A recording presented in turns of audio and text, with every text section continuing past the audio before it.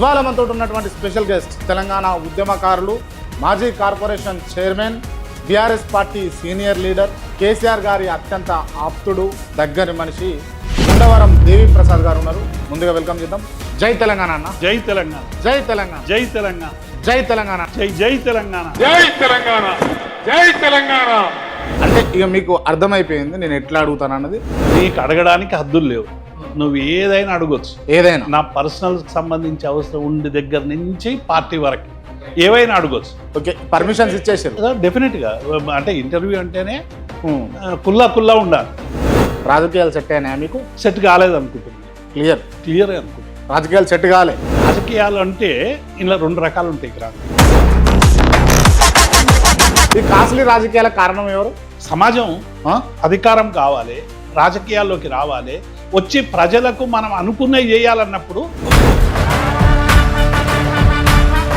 ఖర్చు పెట్టిన వ్యక్తి ఆ 50 కోట్లు 100 కోట్లు తీయాలని చూస్తాడా, ఫస్ట్ ప్రజలకు న్యాయం చేస్తాడు? తీయాలని చూస్తాడు. క్రాంతి డెఫినెట్గా ఇప్పుడు ఒక 100 కోట్లు పెట్టినోడు ఏం ఆలోచిస్తాడు క్రాంతి? అటువంటి రాజకీయ నాయకులు బీఆర్ఎస్లో చాలా మంది ఉన్నారు అని అంటే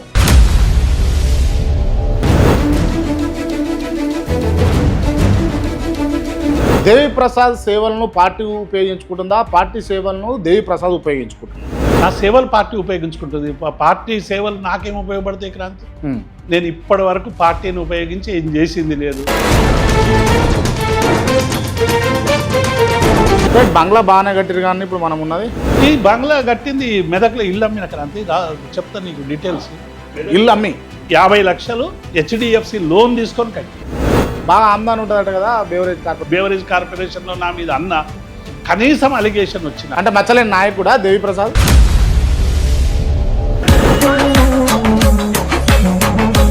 ఒక మాజీ మంత్రి కావాలని ఎక్స్టెన్షన్ కాకుండా చేసిండు. ఆ మంత్రులకు గంత శక్తి ఎక్కడిది క్రాంతి?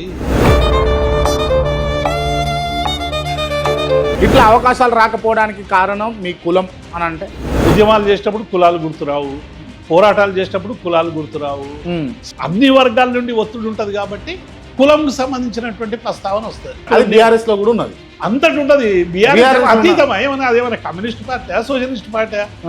బీఆర్ఎస్ పార్టీ అనేటువంటిది ఒక రాజకీయ పార్టీ.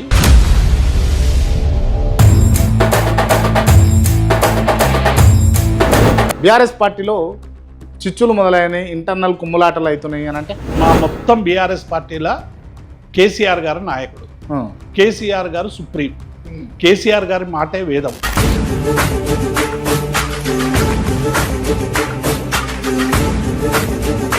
ఇప్పుడున్నటువంటి మన రాష్ట్ర ముఖ్యమంత్రి గారు కావాలని ఆ పెద్ద ఆయనను ఖతం చేద్దామని చూస్తున్నారు అని ఒక వర్డ్ వదిలేసిండి. ఆయన పెద్ద ఆయనను కూడా ఖతం చేసి కుర్చీలో కూర్చోవాలనే స్కీమ్లు వేయకండి. సొమాటోగా కేసు బుక్ చేసి ఎంక్వైరీ చేయమని. ఆయన ఎవరు చంపుతున్నారో మాకు కూడా తెలుస్తుంది కదా. మీకు హరీష్ రావు ముఖ్యమంత్రి అయితేనే మీరు సంతృప్తిగా ఉంటారా ఉండరా? మాకు ఇప్పుడైతే మా కేసీఆర్ తప్ప ఇంకొకరు ముఖ్యమంత్రి అనే ఆలోచన లేదు. కల్వకుంట్ల చంద్రశేఖరరావు అనే నేను తెలంగాణ రాష్ట్ర ముఖ్యమంత్రిగా పార్టీ గ్రాఫ్ పెరుగుతుంది. పార్టీ గ్రాఫ్ పెరుగుతా ఉంది. బీఆర్ఎస్ పార్టీ డెఫినెట్ గా. నిజమా? నిజము. మీరు ఏ పార్టీలో ఉన్నారు? బీఆర్ఎస్ పార్టీలో. అందుకు మీకు అట్లా అనిపిస్తుంది.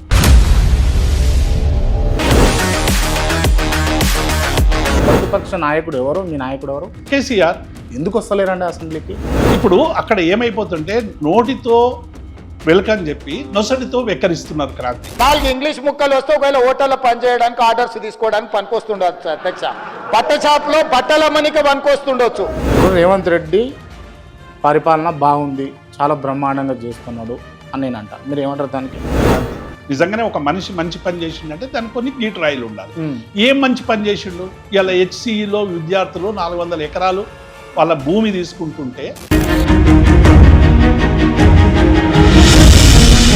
అండ్ ఇంకొకటి ఏంటి అని అంటే, భవిష్యత్తులో మీరు మెదక్ అసెంబ్లీ నుంచి పోటీ చేయాలన్న ఆలోచనతో ఉన్నారు అని అన్నది నాకు తెలుసు. రాజకీయాలు ఉన్నది ఎందుకు క్రాంతి? హరీష్ రావు గారితో ఎక్కువ సాన్నిహిత్యం ఉంటుందని చెప్పేసి నాకు తెలుసు. నిజమేనా?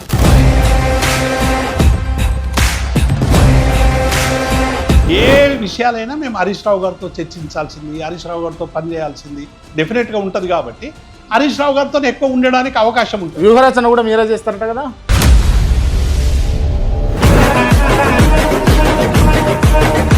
ఉద్యోగులు ఉద్యోగ సంఘాలు నిమ్మలంగా ఉన్నాయి.